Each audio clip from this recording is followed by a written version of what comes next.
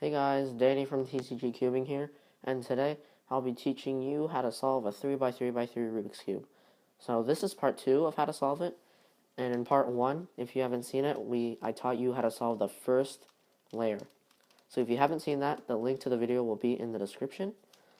You should watch it so you know how to get to here, and you can watch this after that. So in this one, I'll be teaching you how to solve the second layer, and maybe even part of the third layer, depending on how far I can get. So in solving the second layer, you want to put the corresponding edge piece into there. So it looks like this. You want to put it so it looks like that, and you have like this block that is part of the second layer. So once you get all of those into all of the edge pieces into their slots, you'll have the entire second and first layer solved. So I am going to teach you how to do that in this. So first thing you want to do is you want to look on the top layer, the U layer, and look for any edge piece that doesn't have any yellow on it. So this edge piece has yellow, this edge piece does not have yellow, this edge piece does not have yellow, and this edge piece does not have yellow. So you want to completely forget about this yellow edge piece and choose an edge piece that doesn't have yellow. So I'm just going to choose this one. So you want to match this one to the centerpiece, the same colors. So this one is green. I just matched it to the green. And now we're going to look at the top color. So that's orange. And now you want to look for orange on the cube. So orange is here. So you always want to put that orange away from this orange. So we're going to put those colors away.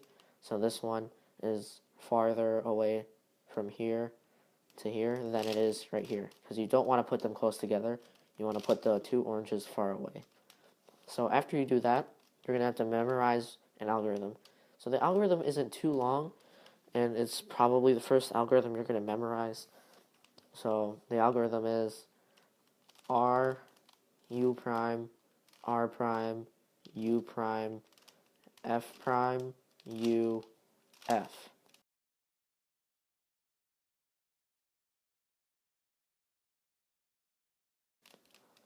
And so if you didn't catch that and you don't want to go back in the video, it'll be in the description too. So if you did that, then you should get this block. So now you're going to look for another piece, and nope, found it. So we're just going to do the algorithm again. We're going to match the colors and look at the top color and look for the red. So the red is here. Now we're going to put those reds far away as possible from each other. So this red is here and this red is here. And they're far away as possible to each other. So you're going to do the algorithm again. So that is R, U prime, R prime, U prime, F prime, U, F. And there is a reflection to this algorithm that I will do. So let's say you find an edge piece on the top layer that doesn't have any yellow, and you match the colors, and then you put the blue and the blue as far away as possible, and then you try the algorithm, but it doesn't work because you just have to do the reflection of the algorithm. So the reflection of the algorithm is if you only use this if the piece in this color and this color, when you put it farther away as possible, is that the edge piece is to your right side. So you use that reflection whenever that happens.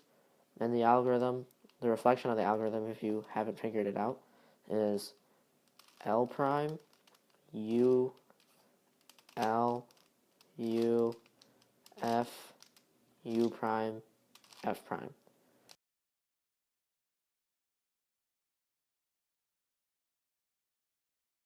And that'll also be in the description. So now that's all you need to know to solve the second layer. There's actually one more thing.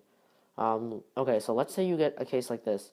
The edge piece is inside a slot already. And then let's say that everything else is already inside something. So you want to get this edge piece out. So you're just going to hold it to either side. I'm just going to hold it to the left. And you can hold it to the right if you want to. But you're just going to do the algorithm again. So if you're holding it to the left side, you're going to do the algorithm that starts with an L. If you're holding it to the right side, you're going to do the algorithm that starts with an R. So I'm going to do it with the left. Just do the algorithm. And as you can see, that edge piece has came out, and it's right there. So now we're just going to do the same thing. I'm going to do it a little faster this time. Like that. And you find the last one that's there. So yeah, now if you follow along, then you got the entire second layer. So now I'm going to teach you the next step in solving the third layer. So there are 3 different types of cases after you got the second layer. One case is called the dot. Another case is called the L, where it's just like an L, like that. It's like a backwards L. And the last case is a line. So you always want to pay attention to edge pieces when you're doing this part. You just forget about the corners. So this is a dot. So you only need to memorize one more algorithm for, well, I mean, you have more to memorize later. But you want to memorize one algorithm for the dot, L, and line cases. So this algorithm is really simple. It's just F, R, U, R prime, U prime, F.